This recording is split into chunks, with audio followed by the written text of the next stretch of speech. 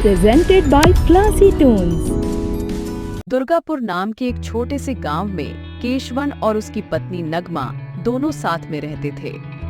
केशवन एक मछुआरा था जो गांव के पास वाले तालाब से मछलियां पकड़ता और उन्हें बाजार में बेचता। उससे जो भी पैसे आते उन्हीं से उनका गुजारा होता। नगमा घर पर रहकर घर की देखभाल करती थी। उसी गांव में केशवन का दोस्त मुकुंदन भी रहता था। केशवन और मुकुंदन दोनों साथ में मछलियों को पकड़ते तथा उन्हें बाजार में बेचा करते थे।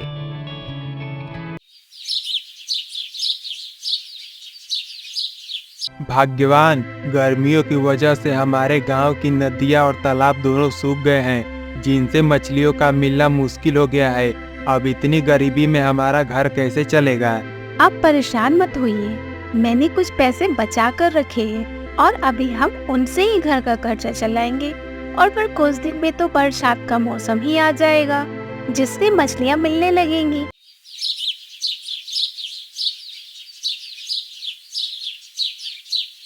कुछ दिनों के बाद बरसात का मौसम आ जाता है। लगातार कई दिन बारिश होने की वजह से सारी नदियां और तालाब पहले की तरह भर जाते हैं और उनमें बहुत सारी मछलियां आ जाती हैं। अब तो सारी नदियों और तालाबों में पानी भर गया है। अब आप मछलियों को पकड़कर बाजार में बेचिए ताकि हमारा घर अच्छे से चल सके। मेरे पास जो पैसे थे अब वह भी खत्म हो चुके हैं। हाँ भाग्यवान, मैं कल सुबह होते ही अपने गांव के पास वाले तालाब में मछलियां पकड़ने के लिए जाऊंगा। सुबह होते ही केशवन तालाब की ओर मछलियां पकड़ने के लिए चला जाता है।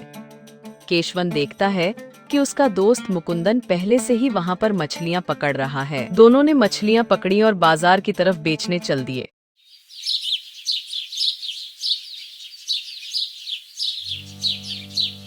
ऐसा कई दिनों तक चलता रहा। मुकुंदन के पहले जाने की वजह से केशवन को कम मछलियां मिलने लगी, जिससे इसका मुनाफा कम होने लगा।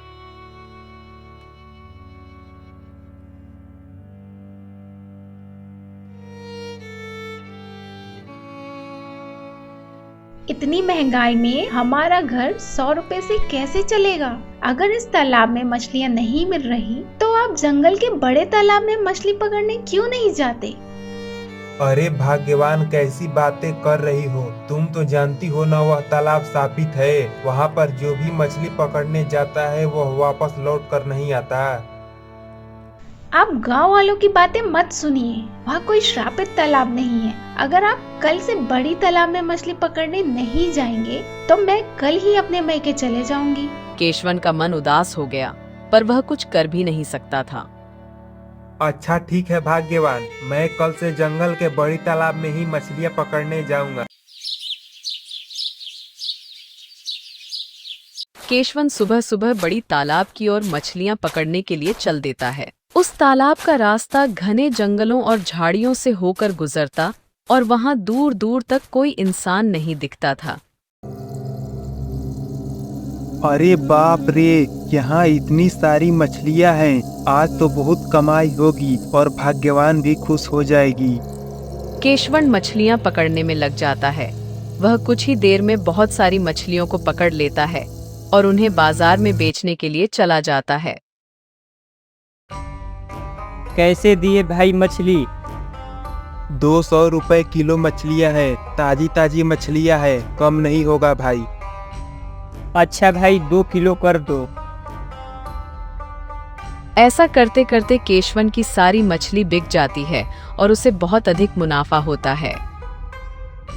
ये लो भाग्यवान, पूरे 800 रुपए हैं। आज बड़ी तालाब से बहुत मछलियाँ मिली, जिससे आज बहुत अच्छी कमाई हुई। एक दिन में इतना सारा पैसा? मैं तो आपको पहले ही बोल रही थी कि आप बड़े तालाब से मछलियाँ पकड़िए। ऐसे ही केशवन रोज उस तालाब में मछलियां पकड़ने जाता है और उन्हें बाजार में बेचकर अधिक पैसे कमाता था। अरे केशवन भाई, आप बड़ी तालाब में मछलियाँ पकड़ने क्यों जाते हैं? आप तो जानते हैं वो तालाब शापित है। मैं तो नदी में मछलियाँ पकड़ने जाता हूँ, आप भी हमारे साथ वहीं चलिए। ऐसा कोई बात नहीं है मुकुंदन भाई, वह तालाब शापित नहीं है। मैं पहले के मुकाबले वहाँ से बहुत अधिक मछलियाँ पकड़ता हूँ और अधिक पैसे कमाता हूँ।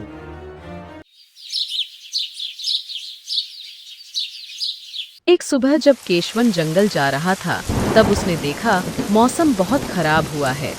बहुत तेज की बारिश के साथ साथ आंधी भी चल रही थी। केशवन बिना कुछ परवाह के जंगल की ओर चल देता है। अरे यह जाल बाहर क्यों नहीं आ रहा है? आखिर इसमें इतना भारी क्या फंस गया है? अभी निकाल के देखता हूँ। अरे यह तो सोने का संदूक लगता है। जरूर इसमें कोई खजाना है। अभी इसको घर ले जाकर भाग्यवान को दिखाता हूँ।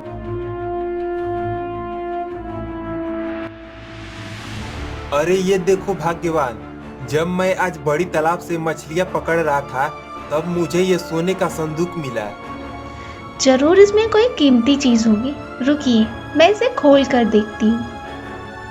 नगमा जैसे ही उस संदूक को खोलती है, पूरे घर में एक अजीब तरह का गंध और काला धुआं फैल जाता है।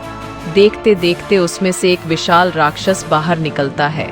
केशवन और नगमा दोनों ये देखकर डर जाते हैं।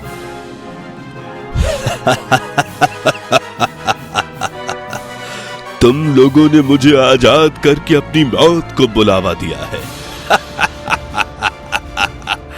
अब बताओ, मैं तुम दोनों में से सबसे पहले किसको खाऊं?